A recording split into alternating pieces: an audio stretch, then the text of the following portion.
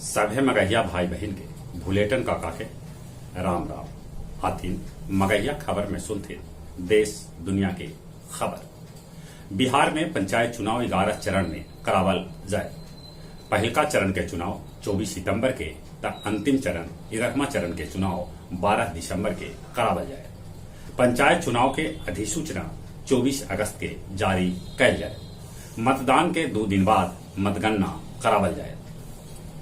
अफगानिस्तान से भारतीय राजदूत समेत 120 आदमी के लेके वायुसेना के C-17 विमान जामनगर पहुंचल। टोक्यो पैरा ओलंपिक में भाग लेने वाला 54 भारतीय खिलाड़ी से भारतीय प्रधानमंत्री नरेंद्र मोदी कैलन बातचीत। वो कहलका कि बिना दबाव में मेहनत से खेले के है। बिहार में BPSC बहाल करत 45,892 प्रधानाध्यापक। बाढ़ के पानी में डूबे से बिहार के 4,321 सड़क क्षतिग्रस्त होवे के अनुमान है। देश में पहली बेर लगावल गेल एक दिन में 88 लाख कोरोना के वैक्सीन।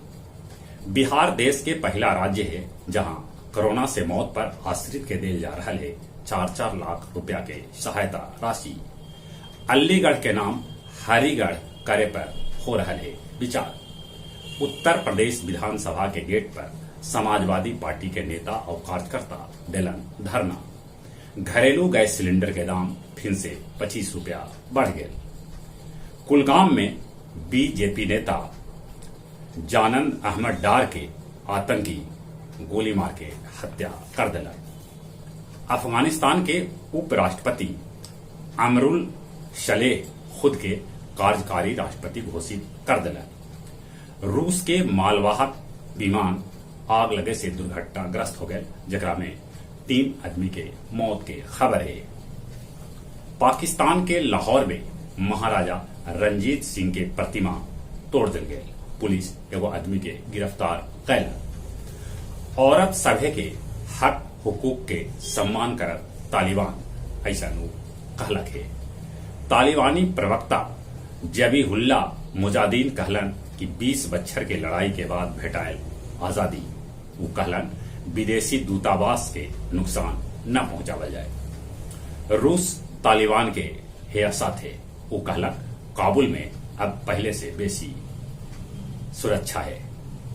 न्यूजीलैंड में एगो कोरोना संक्रमित भेटाए के बाद पूरा देश में 7 दिन लेल लॉकडाउन लगा देवल गया। माउंटेन मैन दशरथ मांझी के पुण्यतिथि गहलौर घाटी में मनावल गए।